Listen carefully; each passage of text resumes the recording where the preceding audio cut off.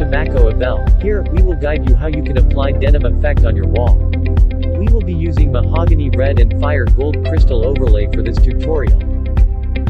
First, apply black paint on the wall by using paint roller.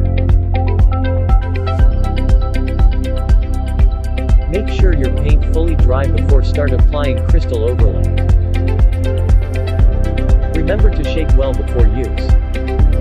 Prepare the first mahogany red crystal overlay and dip it at the edge of the sponge. Apply it in the form of straight line by using sponge. Make sure the line is all even while applying.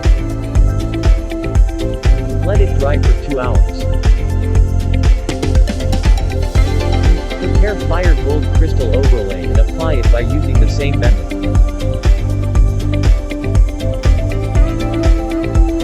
You may apply some thin layer to enhance the texture.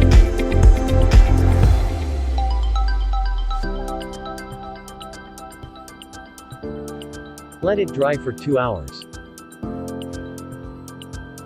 These are the complete steps to create denim effect by using crystal overlay. Do check out on our website and Facebook for more update. Thanks for watching.